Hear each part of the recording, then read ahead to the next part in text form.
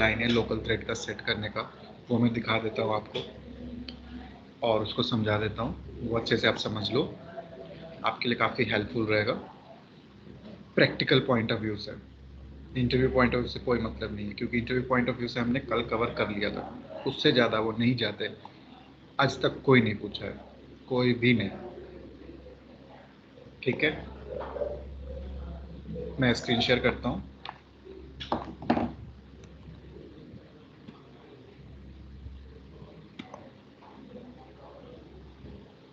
रोज रोज बाहर जाकर फल खरीदना कितना।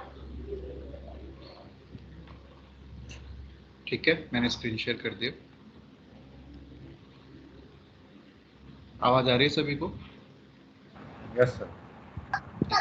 हाँ भैया आ रही है बिल्कुल। यस सर आ रही है भैया। ओके,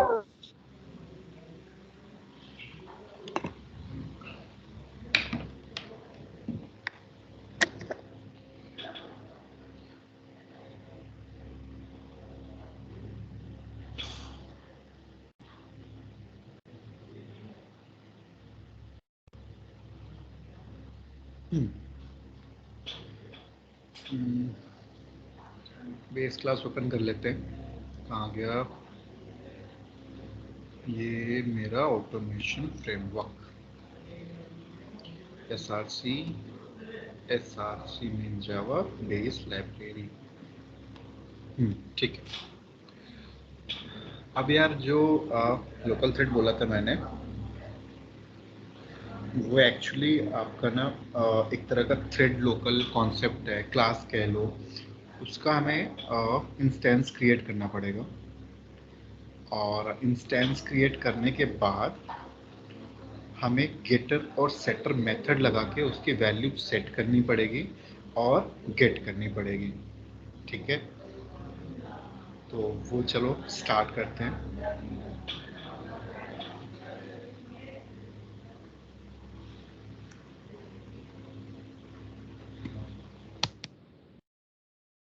ठीक है, यहाँ पे मैं डालता हूँ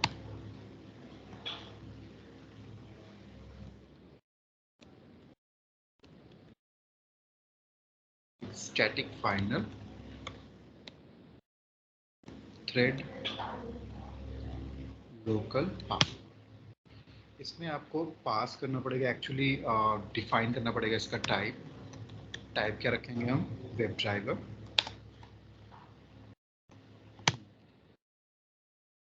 यहाँ पे आप एक वेरिएबल ले लो,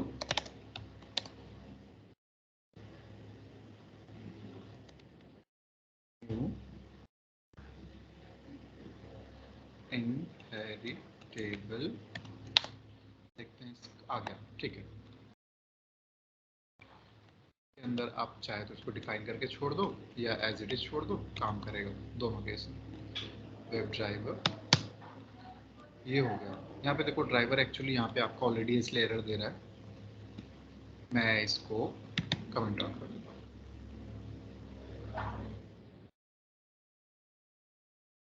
वेट, एक काम करते हैं, मैं नाम चेंज कर देता हूँ, फिर बाद में उसको हम रिमूव कर देंगे जैसे हमारा कोड कंप्लीट हो जाता है, क्योंकि ऐसे बहुत जगह उसके हटाने से बहुत एरर आ जा रही है।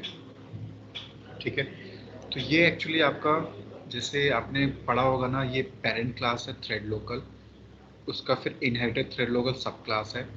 तो मैंने क्या करा, सब क्लास का ऑब्जेक्ट क्रिएट किया और रेफरेंस किसको दे दिया? पेरेंट क्लास को। ठीक है, और उसका टैग क्या डिफाइन कर दिया? Web driver. तो ये एक सिंपल लाइन है जो हमें यूज़ करनी है।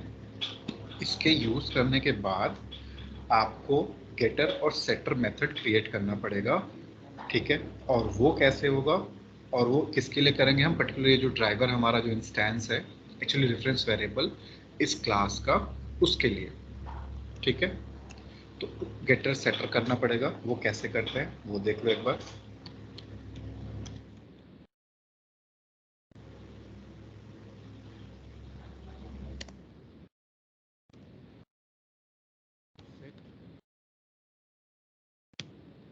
गेटर सेटर आपने पढ़ा था क्या कहीं पे?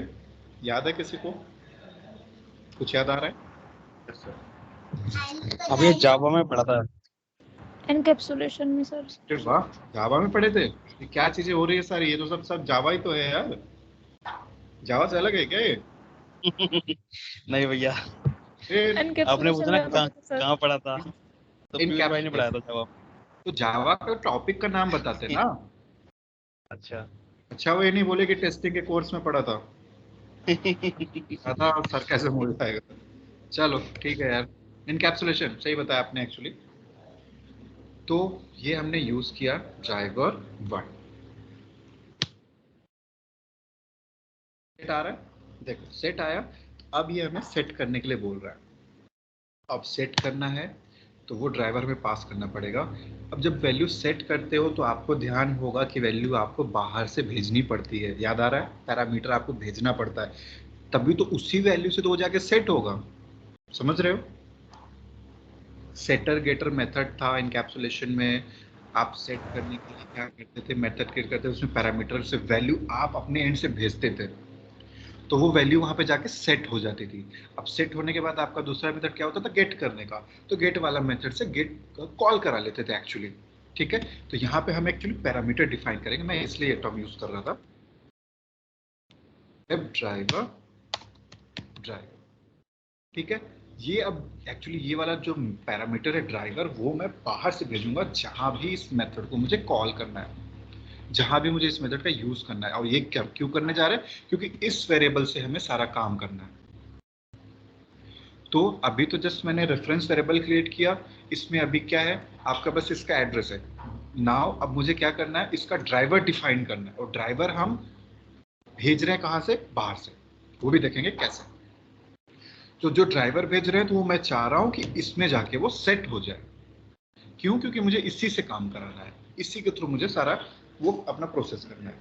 ठीक है, तो ये हो गया अभी तक का सेट का प्रोसेस। ठीक है, अब ऐसे ही आपको गेटर मेथड करना पड़ेगा। अब गेटर करते टाइम आपको वो मेथड, एक्चुअली आपको याद हो जब गेटर मेथड बनाते हो ना, तो गेटर मेथड का टाइप क्या रखते हो, कुछ याद आ रहा है किसी को?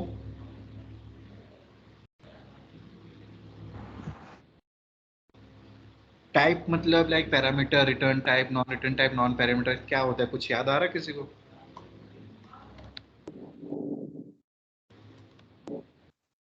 सेटर भूल गए हो आप, मुझे पक्का लग गया भाई। सर याद तो है, टाइप याद। ऐसे याद का क्या मतलब है, जब जरूरत पड़े बता ही ना पाओ, कोई बात हुई यार। रिटर्न टाइप होता है ना, रिटर्न कराएंगे ना। Yes sir, return type. यही तो पूछ रहे हैं।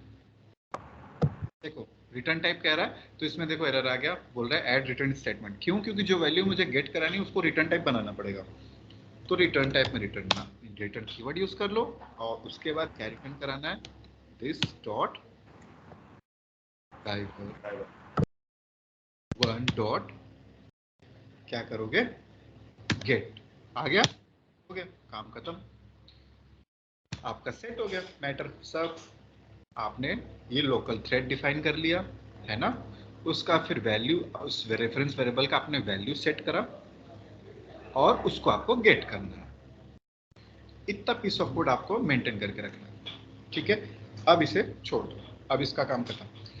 अब मुझे ब्राउजर लॉन्च कराने का जो कोड है वहां पे इसका थोड़ा सा यूटिलाइजेशन करना पड़ेगा।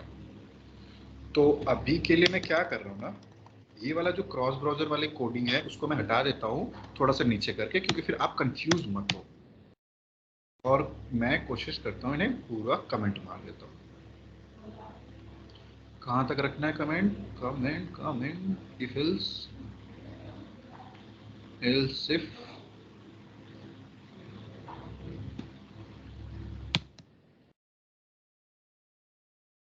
ठीक है।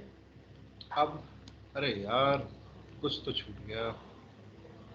अच्छा हाँ, इसके बाहर करना है मेरे को।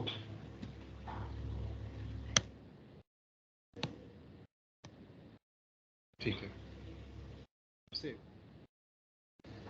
अब थोड़ा सा ना इसका इम्प्लीमेंटेशन हम देखते हैं नॉर्मल ब्राउजर लॉन्च करके। ये क्रॉस ब्राउजर वाला कॉन्सेप्ट अलग है, इसको आपको एज इट इज बना के रखना है। ठीक है, इससे मैं अलग इसको क्यों बता रहा हूँ कि आप कंफ्यूज और कॉम्प्लेक्स मत करना इन चीज़ों को। वो सेपरेट टॉपिक था, हमने उसको सीख लिया, हमें आ गया। अब हम ये वाला जो इम्प्लीमेंटेशन कर रहे हैं पैरेलल एग्जीक्यूशन के लिए लोकल थ्रेड का हेल्प लेके, ब्राउजर लॉन्च वगैरह सब मुझे इसमें भी चाहिए। अब वो मैं कैसे करूँगा? अब मैंने आपको बोला था वेब ड्राइवर मैनेजर का हेल्प लेना है। वेब ड्राइवर मैनेजर है ही नहीं कुछ यार, ये तो कोई बताओ क्यों आ रहा है ऐसा, क्या करना चाहिए मुझे? भाई जार फाइल चाहिए इसकी डिपेंडेंसी, या तो अगर हाँ, मेवन कहाँ ऊपर मिलेगी? डिपेंडेंसी मेवन रिपोजिटरी में मिल जाएगी सर। वहाँ जाके वहाँ ऊपर जार आता है ना, एप्स वहाँ वाला? जार भी डाउनलोड कर सकते हैं वहाँ पर। हाँ हाँ सही कह रहे हो यार। वहाँ यहाँ से पे हम हमको डिपेंडेंसी भी डिपेंडेंसी डाउनलोड ऐड कर मिली सकते थी हैं, तब जार भी यार, एक डाउनलोड बार कर ना सकते यहाँ से निकालने की कोशिश करता हूँ, अगर मिल जाए तब तो भैया बहुत बढ़िया है, नहीं तो हम चलेंगे वापस। कहाँ है डिपेंडेंसी? इसमें ढूंढ के बता सकते हो क्या कौन सा है यार? सेलेनियम डब्लू से होगा। NS हीरा वेब ड्राइवर मैनेजर, इसको कैसे लें? कुछ ट्राई किए हो आप लोग कभी?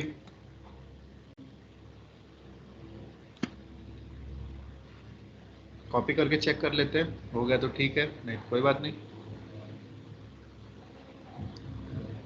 चलो, ऐसे तो यार होगा तो नहीं यार, मुझे भी लग रहा है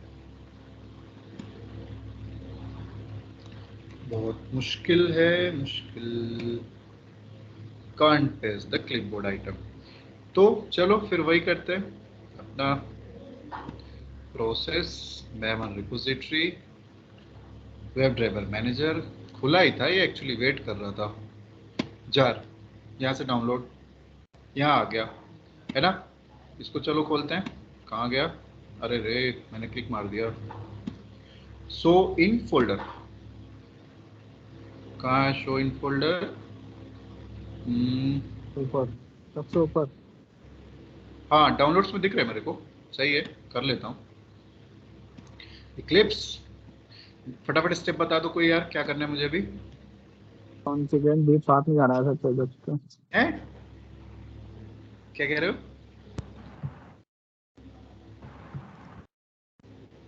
बताओ तो। Right click sir build path में जाना है अभी, बिल्ड पाथ में राइट क्लिक जाना है करके। सर। हाँ बिल्ड बता ही पाथ नहीं में रहे हो जाके यार। पाथ में जाके लाइब्रेरी में जाके क्लास पे क्लिक करके ऐड एक्सटर्नल जार पर कर लेते हैं। हाँ सही है, ये सारे स्टेप याद रखो, ये सारी चीजें समझना है आपको, आपको ये खुद से करना है। जब भी पकड़े जाओगे ना, धर लेंगे आपको कंपनी में, बोलेंगे भाई सेटअप कर दो, तो फिर पसीने पसीने छूट जाएंगे भाई, कैसे करूँ, कहाँ जाऊँ, क्या करूँ, कैसे करूँ, क्या करूँ, हो जाएगा फिर लेने के देने पड़ जाएंगे। अरे सही कह रहे हैं, होता है, बड़ा फंस जाते हैं लोग, फिर सीधे भैया याद आने लगते हैं, भैया बचा लो, भैया क्या करूँ, भैया कैसे, कुछ यहाँ से किया ही नहीं जा सकता यार, है ना? तो ये प्रोसेस समझ लो। अच्छा, अभी लाइब्रेरी कैसे ऐड करते हो यार, पता है इसमें किसी को? मतलब टेस्ट की यस सर, लाइब्रेरी मुझे ऐड करनी हो। यस सर, ऐड लाइब्रेरी पे आ रहा है ना ऑप्शन, ये क्लास में क्लिक करके जाते हैं। अच्छा क्लास ये पे क्लिक क्लास किया, क्लास पे फिर क्लिक करना पड़ेगा, ऐड लाइब्रेरी। ठीक है, ठीक है। हाँ तो फिर जावा का जावा वेरिएबल कहाँ सेट करते हो? जावा, का जावा सेट किए हो कभी? जावा तो नहीं, बोल ही नहीं रहे हो यार, छोड़ो फिर, क्या ही बताएं। नहीं जावा का नहीं, नहीं जावा किया तो नहीं सर, किया भैया। ध्यान नहीं है सर, जावा का नहीं किया है। जावा नहीं कैसे? अच्छा, यहाँ से देखते हैं यार, कहीं से कुछ तो है प्रोसेस, मेरे को एक सेकंड देना तो। जावा बिल्ड पाथ, जावा एडिटर, कहाँ गया? नहीं, यहाँ तो नहीं है, यहाँ भी नहीं है। जावा डॉक्स, जावा सेट, जावा का भी पास सेट कराने लगते हैं यार कभी कभी, मतलब जावा अपडेट मारना हुआ तो फिर कैसे करोगे? Java build path, libraries, add library, user library, इसमें तो है ही नहीं यार एक्चुअली। जेआरई सिस्टम लाइब्रेरी, हाँ यहाँ सही है। जेआरई सिस्टम लाइब्रेरी पे जाओ, वहाँ पे क्या करो, अल्टरनेट एग्जीक्यूशन इन्वायरमेंट, इसमें से एग्जीक्यूशन इन्वायरमेंट पे जाओ, वहाँ पे आपको एक्चुअली वो जावा सेट करना पड़ता है जिसपे आपको अपडेट मारना हो। जैसे आपसे होता नहीं कि आपने जावा का 8 वर्जन चला रहे हो, अब 9 आ गया, 10 आ गया, 11 आ गया, 12 आ गया, तो वो सब अपने प्रोजेक्ट में आपसे बोल देंगे कि इसको अपडेट कर लो यार, और हमारा फ्रेमवर्क उस पर चलेगा, हमारा कोड उस पर चलाना है, ऐसे करके, क्योंकि उसमें फीचर अच्छे हैं। और हमेशा आपको कोशिश करना होता है ना कि जो भी चीज़ें यूज़ कर रहे हो, जैसे सेलेनियम हो गया, टेस्टनजी हो गया, एक्सटेंड रिपोर्ट हो गई, जावा हो गया, सबका आपको अपडेटेड रखना होता है एक्चुअली, क्योंकि अपना पुराना रहता है ना, तो नए वाले में तो नया फीचर डालते हैं और नया फीचर से ना प्रोजेक्ट्स का ऑटोमेशन और इजी होने लगता है, क्योंकि नए नए फीचर्स पे काम कर रहे होते हैं। आपको सेलेनियम 4 का एडवांटेज बताऊंगा ना तो आपके होश उड़ जाएंगे एक्चुअली, इतना खतरनाक उसमें फीचर डाल दिया है। तो उसी हिसाब से आपको अपडेटेड रखना होता है। तो मान लो अगर जावा अपडेट मारने को बोल दिया तो फिर कैसे करोगे? सिंपली ऐसे जाना है, यहाँ पे अपना सेट करो और कोई भी रैंडम सेलेक्ट कर लो, ठीक है। और यहाँ से नहीं मिल रहा है तो आप अपने इन्वायरमेंट वेरिएबल जहाँ पे सेट किए हो वहाँ से उठा के डाल सकते हो, और फिर अप्लाई एंड क्लोज करो, यहाँ पे अप्लाई एंड फिनिश करो, आपका काम खत्म। समझे? तो वो देखो आके घुस गया है ना, तो मुझे ये नहीं चाहिए, मेरा प्रोजेक्ट बिगाड़ देगा, तो मैं इसको रिमूव कर देता हूँ। हो गया, समझे? तो ऐसे जाके वो सेट कर लेना। आप इस पे ट्राई मारते हैं यार, आ गया। हाँ, सेलेनियम 4 बता रहा था ना, सेलेनियम 4 में पता है क्या चीज है? बताया था क्या मैंने? आपने एक चीज तो बताई थी, वेब ड्राइवर मैनेजर लिखने की जरूरत नहीं है, खाली वेब हाँ, ड्राइवर ये इक्वल सब टू की न्यू जरूरत नहीं है। क्रोम ड्राइवर लिख दो या एज ड्राइवर लिख दो, डायरेक्ट चल और जाएगा। पता है आपसे इंटरव्यू में पूछते हैं सेलेनियम 3 और सेलेनियम 4 का यूज क्या है, वो मतलब क्या चेंजेस है, क्या अपडेटेड है। तो उसमें क्या अपडेट है मालूम है? ये देखो कहाँ गया, कोई साइट खोलते हैं, खुला हुआ है, ये डोम खुल रहा है ना मेरा, ये इंस्पेक्ट, ये खुला, ये वाला बस इंस्पेक्ट दिख रहा है। बस सर दिख रहा है। इसमें ऊपर कुछ ऑप्शंस दिख रहे हैं आपको?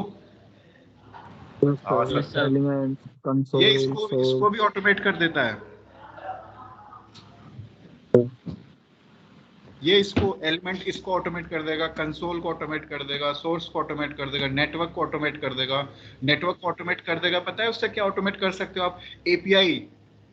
एपीआई ऑटोमेशन हो जाएगी इसी से।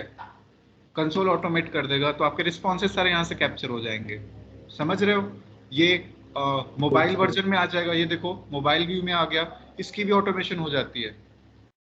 मतलब इतना कुछ कर दे रहा है सेलेनियम 4 वाला, समझ रहे हो? तो जो हमारा जो डोम खुल रहा है ना, अगर आपसे पूछे कि भाई वो ऑटोमेट हो सकता है, बोल देना हाँ कर देंगे हम। हालांकि किए नहीं है बट हम जानते हैं कैसे होगा। सेलेनियम 4 आपका कर देता है। उसमें डेव टूल्स करके उसमें ऐड हुई है चीजें, डेव टूल्स दिखाता हूं मैं। ये कहाँ गया?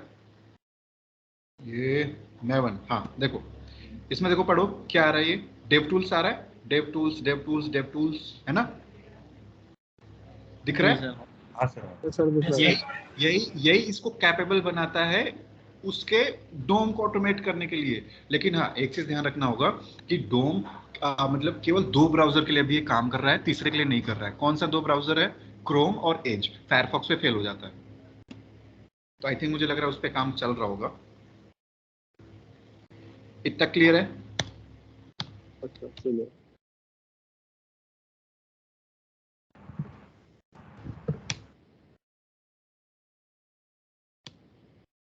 सेटअप ये आपका काम कर दिया।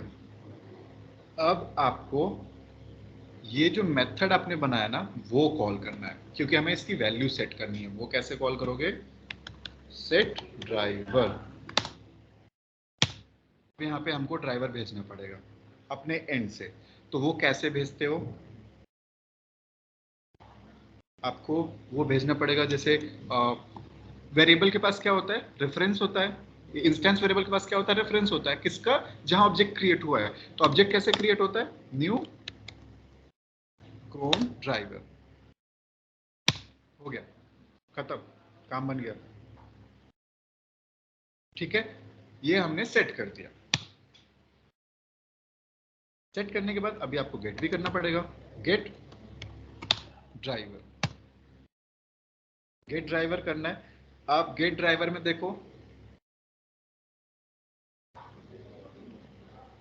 सिंपल आपने इस मेथड को कॉल किया। इस मेथड को कॉल करते ही आपका एक्चुअली ब्राउजर लॉन्च का कोड तो यहीं पे हो गया, आपका न्यू क्रोम ड्राइवर कर दिया, और इसको एज अ पैरामीटर मैंने यहाँ पे भेज दिया था वेब ड्राइवर में। तो ये क्या करेगा? इस ड्राइवर 1 की वैल्यू सेट कर देगा। अब इसकी मुझे गेट करनी है, तो गेट कैसे करूँगा? इसकी वैल्यू इस मेथड के थ्रू कर लूँगा। तो गेट ड्राइवर हमारा आपका रिटर्न कर दिया। अब गेट ड्राइवर के थ्रू हम बाकी का काम कर लेंगे, जैसे क्या? ब्राउजर लॉन्च करना, मैक्सिमाइज करना, सब कुछ। देखो ड्राइवर डॉट, यार ये क्या हो रहा है, फिर से लिखता हूँ डॉट। हाँ ठीक है, जो आपके पास हम लोग जो ड्राइवर बाय जो हम यहाँ पे मेथड लिखते थे, driver equals new Chrome driver, यहाँ पे ड्राइवर डाल दिया, उस ड्राइवर के हेल्प से मैं सारे मेथड्स को कॉल करता था, वही अब आपके इस मेथड के थ्रू कॉल होने लग जाएगा सारे मेथड। देखो ड्राइवर, गेट ड्राइवर, बाकी देखो सारे मेथड आ गए ना, यही सारे मेथड का तो यूज करते हैं हम लोग। इसमें आपको मैक्सिमाइज करो, गेट करो, नेविगेट करो, जो मर्जी आए करो। क्लियर है? तो मैनेज वाला कोड मैं लिख देता हूँ, manage dot window dot maximise, हो गया। अब यूआरएल आपको करना है गेट ड्राइवर, हर बार आपको इसी मेथड के थ्रू आपको सारा प्रोसेस करना है। ड्राइवर की जगह पे हर जगह क्या करोगे, गेट ड्राइवर, ठीक है। गेट लगा दो, गेट वाला कॉल हो गया, यहाँ पे अपना यूआरएल भेज देना, मर्जी है। यूआरएल हमें यहाँ से मिल रहा है, मेथड मेथड दे रहा है क्या, मेथड कहाँ गया पता नहीं, ये रहा, हाँ यूआरएल। बस काम कर गया, इतना ही चाहिए था। इतने में आपका फिर वो सारा पैरेलल एग्जीक्यूशन मस्त चलेगा, कोई दिक्कत नहीं आएगी, सारे ब्राउजर ओपन होंगे, वन बाय वन सारा प्रोसेस रन होगा। ठीक है, ये तो अभी मैंने सेपरेटली क्रोम के लिए कर दिया। अब आपको क्रॉस ब्राउजर में इंप्लीमेंट करना है तो ये कोड उठा के फायरफॉक्स वाले में डालोगे तो यहाँ पे फायरफॉक्स ड्राइवर कर देना, एज में डालोगे एज ड्राइवर कर देना, उसमें भी हो जाएगा। तो अब इससे चीज़ें कॉम्प्लेक्स नहीं हुई, आपने सेपरेटली लोकल थ्रेड लोकल का कॉन्सेप्ट भी समझ गए, और फिर उसको क्रॉस ब्राउजर में इंप्लीमेंट कराना भी आप समझ गए। क्यों? क्योंकि यहाँ पे आपका जो क्रोम ड्राइवर है क्रोम के लिए काम करेगा, जो यहाँ पे इस कंडीशन में इफ एल्स कंडीशन है तो ये फायरफॉक्स है, तो फायरफॉक्स वाले के लिए यहाँ पे फायरफॉक्स ड्राइवर लिख देना, और यहाँ पे वो सारे ऊपर से कॉपी कर लेना, ये सारा कोड।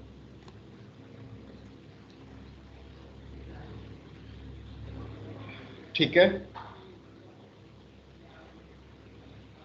ठीक है भैया। क्लियर हुई चीजें थोड़ी बहुत? हाँ भैया। हाँ भैया। Yes sir. हाँ भैया। बढ़िया, ठीक है, ये हो गया आपका ये। अब मेरे को ना ऐसा करो, 2 मिनट दो यार, मैं अभी आता हूँ और आपका फिर डेटा प्रोवाइडर वाला कॉन्सेप्ट कराता हूँ, ठीक है? बस मैं अभी आया। ठीक है।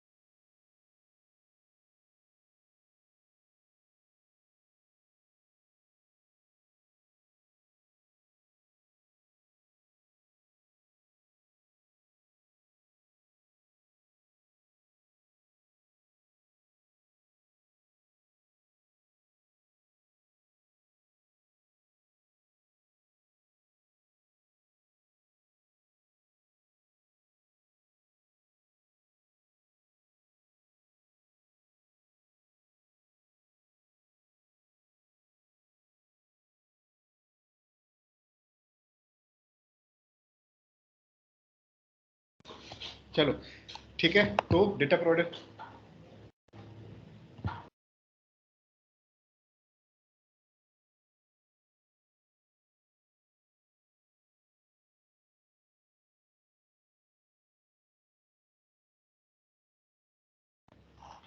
सॉरी यार। तो अब आता है आपका डेटा प्रोवाइडर। डेटा प्रोवाइडर क्या होता है? जैसे मान लो आपके पास लॉगिन फील्ड है, पहले एग्जांपल से समझ लेते हैं। और लॉगिन फील्ड में क्या होता है, दो फील्ड आपको मिलेंगे, यूज़र आईडी, पासवर्ड। और आपसे फिर टेस्टिंग में क्या होगा कि आपको बोलेगा कि भाई यूज़र आईडी पासवर्ड है, मेरे पास 5 सेट है, मतलब 5 यूज़र आईडी पासवर्ड है अलग अलग। एक बार ना चेक करके बताओ कि लॉगिन आईडी पासवर्ड वहाँ पे काम कर रहा है कि नहीं, पांचों के लिए। तो मैनुअली आप क्या करोगे, आप एक एक करके डालोगे, लॉगिन करोगे और नोट करोगे कि भाई हुआ कि नहीं हुआ। ठीक है, अब आती है बात ऑटोमेशन के थ्रू। तो ऑटोमेशन के थ्रू लॉगिन के लिए आपने मान लो एक मेथड बना दिया कि उसको लोकेट करेगा, उसमें डेटा सेंड किस करेगा। तो वो मेथड एक बार भेज दिया, फिर दोबारा डेटा भेजना है तो दोबारा मेथड लिखो या दोबारा वो लाइन लिखो, फिर दोबारा तीसरा वाला सेट भेजना है यूज़र आईडी पासवर्ड, फिर तीसरा मेथड लिखो, फिर चौथा चौथा मेथड लिखो चौथे के लिए। तो ऐसे करके थोड़ा लेंदी हो जाएगा। तो इसके लिए बोलते हैं कि आपके पास क्या तरीका है, कैसे हैंडल करोगे, कैसे मैनेज करोगे, या फिर एक ही मेथड से कैसे सारे जो मेरे पास सेट हैं यूज़र आईडी पासवर्ड के, उन सबको कैसे टेस्ट कर लोगे। तो वहाँ पे आपका डेटा प्रोवाइडर कॉन्सेप्ट आता है। डेटा प्रोवाइडर, डेटा प्रोवाइड करने वाला, ठीक है, वो डेटा प्रोवाइड करता रहेगा जितनी डेटा आपके पास पड़ी होगी। समझ गए? तो अब आपका डेटा प्रोवाइडर का कॉन्सेप्ट आता है यहाँ पे।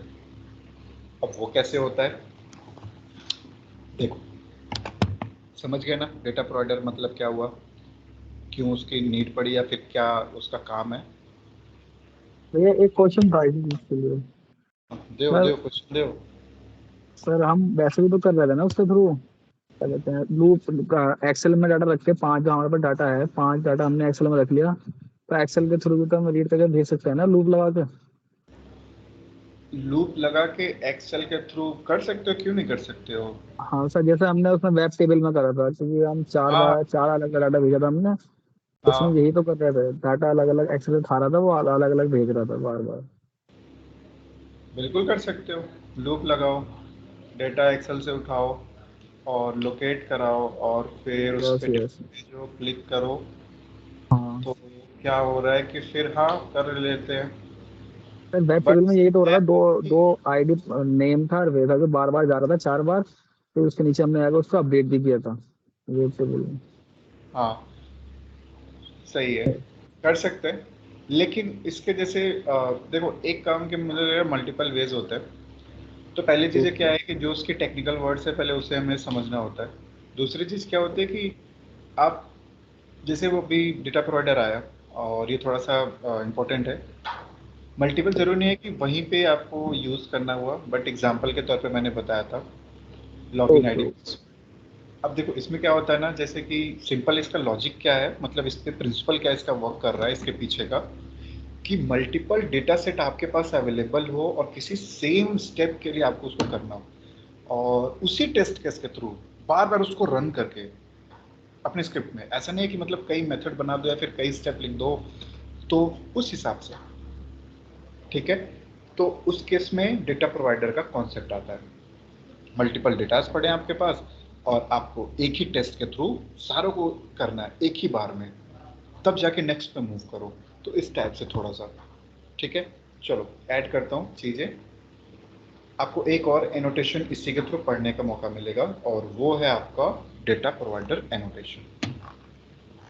ठीक है, मैं यहाँ पे मेथड बना रहा हूँ।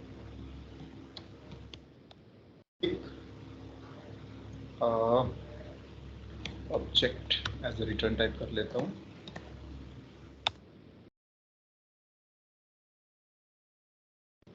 डेटा प्रोवाइडर, कुछ गड़बड़ है? हाँ गड़बड़ है, रिटर्न कराना पड़ेगा ना, करते हैं। तो ना अब एक एरे ले लो, ये वेरिएबल मैंने डिफाइन कर दिया, इसका ना मैंने टाइप ले लिया कि ऑब्जेक्ट क्या होता है, कोई बता सकता है?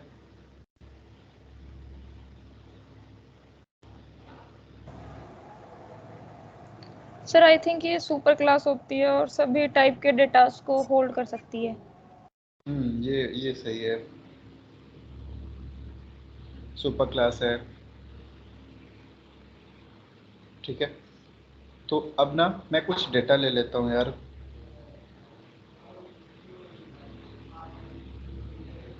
अब डेटा के नाम पे मैं क्या करता हूँ, इसके अंदर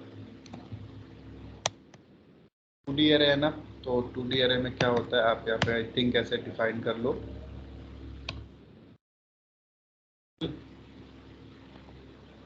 दो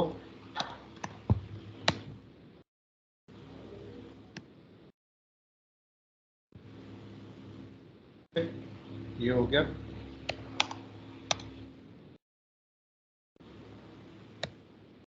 यहाँ पे लिख दो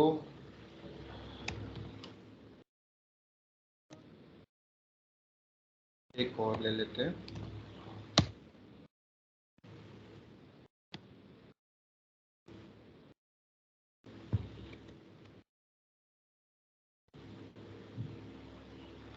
तो कुछ भी ले लेते हैं, मैं सिंगल। ठीक है, तो अब ये मैंने ऑब्जेक्ट बना लिया। एक्चुअली एक ऑब्जेक्ट हमने एज ए पेरेंट ही डिफाइन कर दिया और रिटर्न करा दिया हमने किसको, एरे। ARR क्या कह रहा है, एरर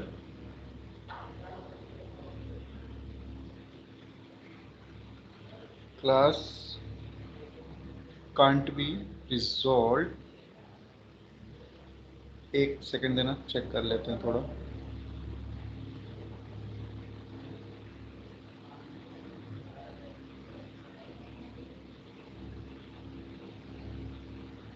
मेथड बना लिया हमने, उसके बाद ऑब्जेक्ट ले लिया,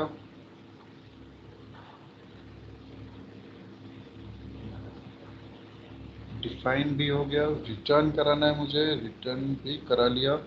ये मुझे नहीं करना पड़ेगा ऐड, क्योंकि जस्ट वेरिएबल ही तो भेजना है।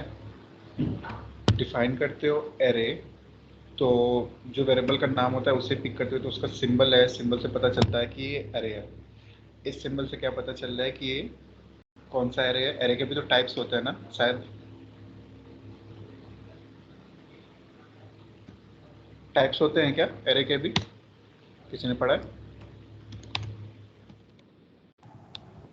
2 डायमेंशनल एरे ऐसा है क्या?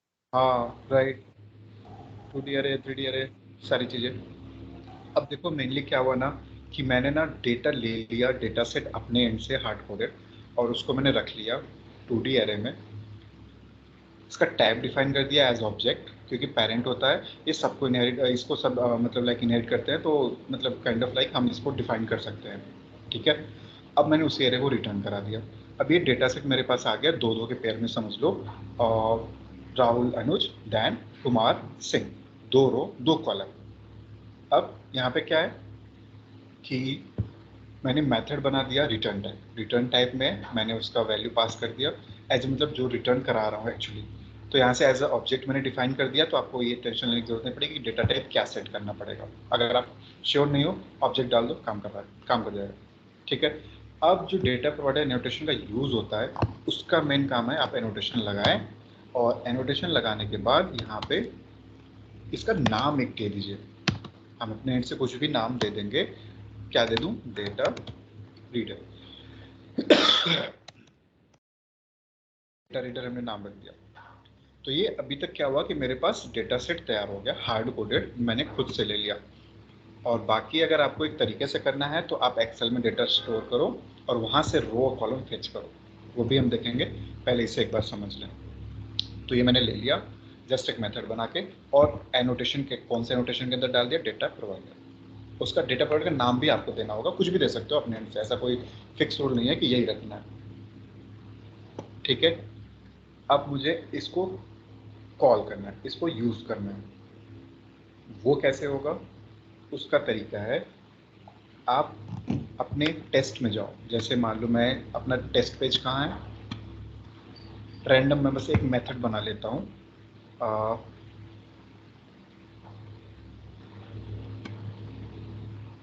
मैं इस कोई नहीं, इसी में ले लेता हूँ, रेस्ट कमेंट कर देता हूँ। इसकी अभी तो हालांकि ज़रूरत नहीं है। ठीक है, ये आपका मेथड है, एक आपका पहले से पड़ा है, अब एक और आप बना लो। और वो मेथड आप अपने एंड से बना सकते हो। अभी के लिए मैं दिखाने के लिए बना देता हूँ ऐसे, टेस्ट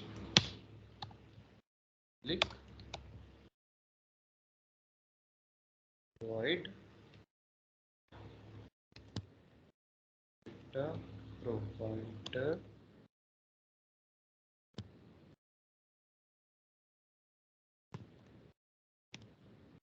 अब इस टेस्ट में आपको क्या करना है, प्रायोरिटी आप डालना है तो प्रायोरिटी डाल लो। प्रायोरिटी डालने के बाद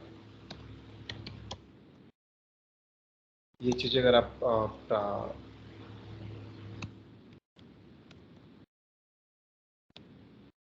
बाद आपको डेटा प्रोवाइडर लिखना है। डेटा प्रोवाइडर आ गया। अब उसका डेटा प्रोवाइडर का जो नाम आपने वहाँ डिफाइन किया था ना, वो नाम आपको यहाँ पे देना पड़ेगा, तब ये समझ पाएगा कि कौन से मेथड से मुझे डेटा उठाने का काम करना है। ठीक है, तो ये हो गया इनका लिंकअप, उस मेथड से इस टेस्ट वाले क्लास का लिंकअप होगा। सिंपल, ये डेटा प्रोवाइडर के थ्रू समझेगा, इसके नाम के थ्रू, और ये डेटा प्रोवाइडर जो टैग आपने यहाँ पे लिया है, इससे समझेगा कि भाई डेटा प्रोवाइडर एनोटेशन की बात हो रही है, तो ये पहुँच के ढूंढेगा डेटा प्रोवाइडर एनोटेशन को, तो बेस लाइब्रेरीज को मिल रहा है। और डेटा प्रोवाइडर एनोटेशन के अंदर जाएगा तो देखेगा कि मेथड है, मेथड में एक डेटा प्रोवाइडर मेथड है, उसका रिटर्न टाइप है पर्टिकुलर 2D अरे, और ये क्या कर रहा है, उसमें कुछ वैल्यूज है उसे रिटर्न कर रहा है। अब उसकी जो वैल्यूज रिटर्न कर रहा है उसको मुझे यूज करना है। तो अभी मैं जितनी वैल्यूज है, मतलब आप समझ लो अभी इसमें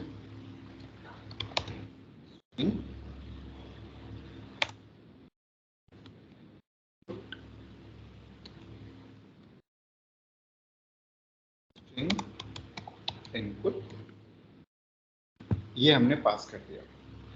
अब इसको आपको प्रिंट कराने के लिए मैं यहाँ पे रैंडम सिस के थ्रू दिखा देता हूँ कि वहाँ से डेटा उठ के आ रहा है कि नहीं आ रहा है। तो अभी के लिए मैं कर दूँ इनपुट 1। ठीक है, इसको मैंने कॉपी किया।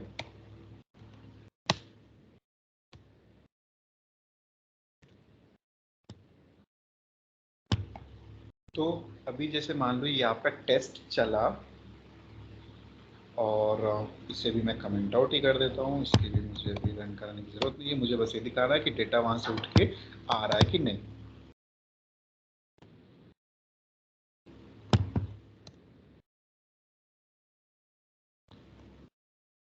आईटी की फिर मुझे लग रहा है नीड नहीं पड़ेगी, तो मैं अभी हटा देता हूँ, बाकी अगर करना होगा तो आप वैसे ही कर लेना। तो अब देखो क्या करेगा, बिफोर मेथड, होपफुली इसकी भी अभी ज़रूरत नहीं है।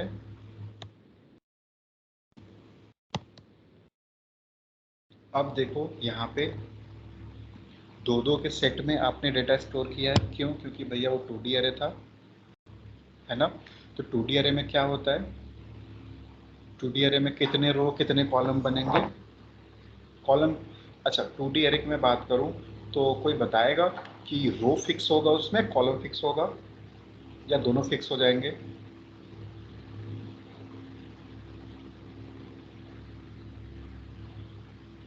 कॉलम फिक्स होने चाहिए। कॉलम कितने होंगे, 2 होंगे। बढ़िया। 3D अरे की बात करें तो 3 होने चाहिए। सही है। तो देखो एक्चुअली क्या है, रो आप नंबर ऑफ इंक्रीज कर सकते हो, रो मतलब कितना भी जा सकता है, 1 2 3 4 5 6 कई सेट ऑफ डेटा हो सकते हैं, लेकिन कॉलम क्या होगा, फिक्स होगा 2, है ना। तो कॉलम के ऊपर डिपेंड करता है कि हम यहाँ पे पैरामीटर कितना भेजने वाले हैं। तो जो 2D अरे आपके स्टोर होता है, आप जैसे मान लो कैसे होगा, जनरली यहाँ पे राहुल कॉमा कर लो, फिर उसके नीचे जाएगा कुमार,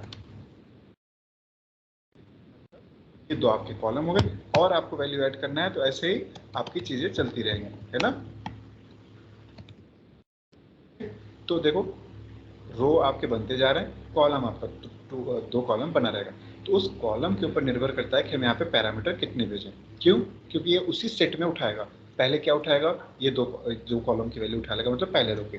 तो 1 बाय 1 अलग अलग स्टेटमेंट के थ्रू प्रिंट करेगा, फिर दूसरा, फिर तीसरा, जितना डेटा भेज रहे हो 1 बाय 1 सारा उठाता रहेगा। ठीक है, तो इस हिसाब से हम यहाँ ये पैरामीटर भेजते हैं और 1 बाय 1 उसको प्रिंट करा रहे हैं। तो पहली बार क्या होगा आपका राहुल, और दूसरा वाला प्रिंट होगा, फिर तीसरा और चौथा, ऐसे करके। मतलब सेम टेस्ट में जो सेम @टेस्ट है, आपको इतनी टाइम्स रन होता रहेगा जितने टाइम्स वहाँ पे डेटा प्रोवाइडर में डेटा आप रखे होगे। 10 डेटा पड़े होंगे तो ये 10 बार प्रिंट करता रहेगा, तभी आगे बढ़ेगा जब तक कि कंप्लीट प्रिंट ना कर ले। डेटा प्रोवाइडर्स में कुछ आइडिया लगा मैंने जो बताया आपको? क्या कह रहे हो? क्या कह रहे हो? कोई कुछ कह रहा है? सर करिश्मा 2D और आप- 3D एरे, सर हाँ, 2D और 3D एरे का नहीं पता है। सर ये नहीं पढ़ा है।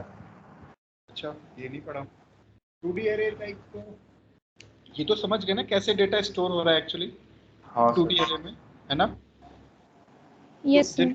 जनरली लाइक ऐसा इमेजिन करो कि जैसे एक्सेल है, एक्सेल में आपके 2 कॉलम में बोल दूं कि 2 कॉलम मेंटेन करो, एक का नाम यूजर नेम रख दो, दूसरे का पासवर्ड, और आपके पास 10 यूजर नेम पासवर्ड है। तो बताओ कितने रो तैयार हो जाएंगे हमारे पास? 10 रो। और कॉलम कितने हैं? 2। तो एक तरह से क्या हुआ, आपका एक चार्ट प्रिपेयर हुआ। तो इसी को जैसे होता है ना कि सेट में डेटा है, सेट्स में डेटा है, मतलब सेट मतलब user name, user ID, password एक सेट हो गया। अगला वाला user name, user ID, password, अगला वाला यूजर आईडी, पासवर्ड, अगला वाला यूजर, तो एक सेट में डेटा है। तो कितने सेट का डेटा है? 2। तो इसको इस हिसाब से हम 2D एरे में रख रहे हैं। तो इस फॉर्मेट में डेटा बन जाएगा अगर हम 2D एरे की बात करें। 3D एरे की बात करें तो I think column should be 3 max, and then आप जा सकते हो रोज कितना भी ऐड करके। तो इस हिसाब से रो में स्टोर करना। अगर 1D एरे की बात करें तो कॉलम 1 रहेगा, रो में आप नंबर कितने भी ऐड कर लो। जैसे सिंगल वाला सिंगल एरे तो आपने वैसे भी किया ही है, आपको आइडिया होगा। तो जस्ट इस हिसाब से स्टोर करने का एक तरीका, एक वे है।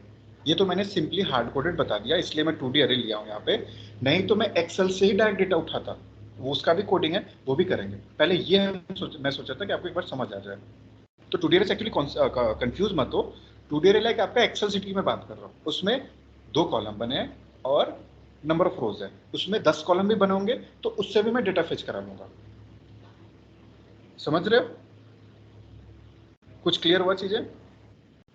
नहीं? भैया यस जैसे सर। लॉगिन पे, हाँ भैया। लॉगिन पेज होता है। मोहिंदर कुछ कह रहे हैं?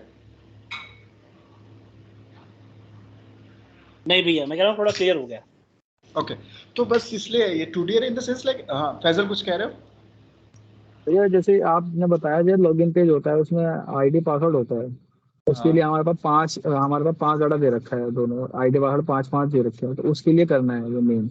उस पे आगे जो है आईडी पासवर्ड डाला, फिर लॉगिन पे क्लिक करा, उसी के लिए तो है ना मेन ये। नहीं, मतलब कि मतलब जस्ट उसी मैंने उसी जैसे पर्पस, उसी पर्पस के लिए। और हाँ मतलब एक्चुअली मैं एक एग्जांपल के थ्रू समझाना चाहा कि कोई स्टेप है जहाँ पे आपको मल्टीपल टाइम्स डेटा की जरूरत पड़ रही है, यस, उसके लिए तो आपके सर पास क्या इसके लिए मैं पूछना चाहता हूँ, इसके लिए एक्शन क्लास में क्या करेंगे हम? ये तो हमारी टेस्ट क्लास हो गई, इसके अंदर हम चले गए, पर हमारा एक्शन क्लास के अंदर हम एक्शन भी तो परफॉर्म करते हैं ना, वेब एलिमेंट पे थ्रू उन पर डाटा पहुंचाना ही है। हाँ तो वो सारा चीज तो करोगे।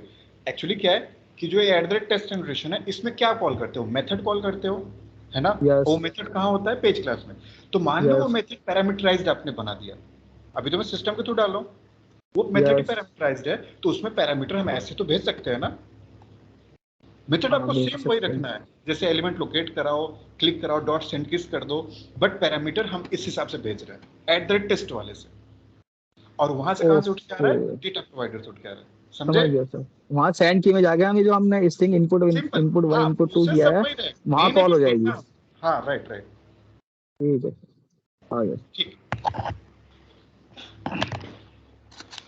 तो अभी एक बार रन करके देख लेते हैं क्या क्या हो रहा है क्या नहीं हो रहा है, फिर बाकी देखेंगे। एक्सटेंड बेस लाइब्रेरी हो रखा है, सिस्टम डॉट आउट करना है इसको, लॉगिन वाला ये सब हटा देते हैं नहीं तो गड़बड़ कर देगा। Enable true thread count,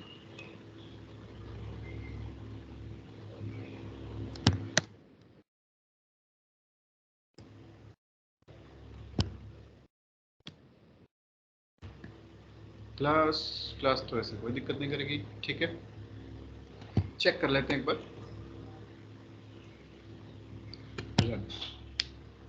error exist,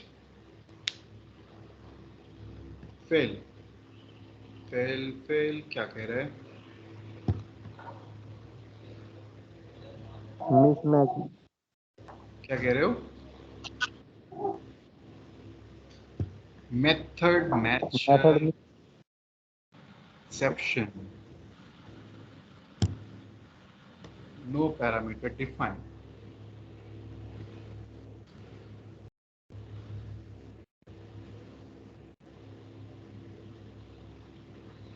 From class level annotation.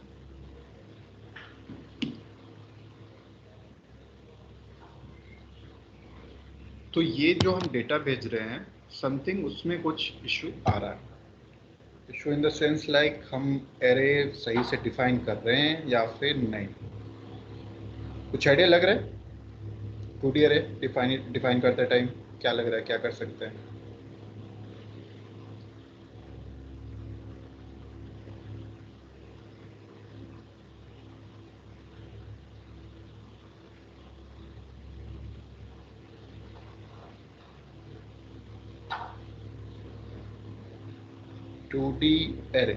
To D array जो हम स्टोर कर रहे हैं एक्चुअली समथिंग हम उसमें कुछ चेंजेस कर सकते हैं।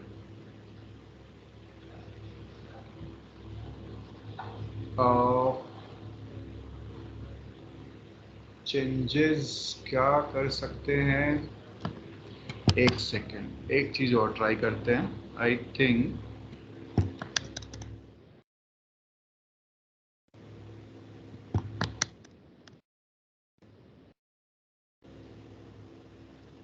ये तरीका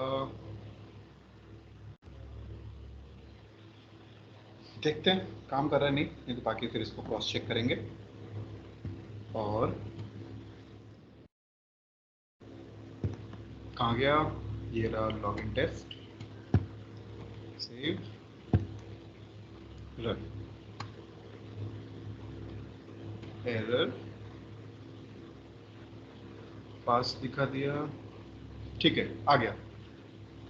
इशू इन गेट स्क्रीनशॉट, ये मेथड आ रहा है क्योंकि हमने स्क्रीनशॉट कुछ किया ही नहीं तो इसलिए, ठीक है। देखो आपकी प्रिंट वाला स्टेटमेंट तो केवल 2 लाइन ही लिखा था, बट आपके जितने भी डेटा प्रोडक्ट में वैल्यूज थी सारी की सारी प्रिंट हो गई। कुमार सिंह, राहुल, अनुज सब आ गए, है ना। और डेटा आप ऐड करोगे वो भी आ जाएगा, जितने डेटा आप इसमें डालोगे सारा हो जाएगा। तो अब क्या होगा कि देखो मल्टीपल डेटा आपको प्रोवाइड करता रहेगा हर एग्जीक्यूशन पे। तो यहाँ से क्या होगा, एक बार एग्जीक्यूट हुआ तो पहले रो का डेटा उठ के आया, तो आपने इसको यूज़ कर लिया एज अ पैरामीटर अपने मेथड्स में, जो मेथड आप लिख चुके हो। फिर दूसरी बार स्टार्ट कर देगा, क्यों? क्योंकि वहाँ पे 2 रो थे, मतलब और डेटा है, तो फिर उसको उस टाइम रन कर देगा। जितने डेटा होंगे उतनी बार वो रन करता रहेगा, आपका ये चीज़ें चलती रहेंगी।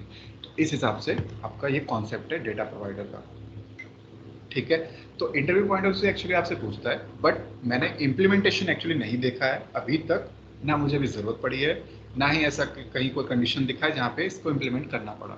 बट इनकेस पड़ जाए तो आपको चीज़ें पता होनी चाहिए।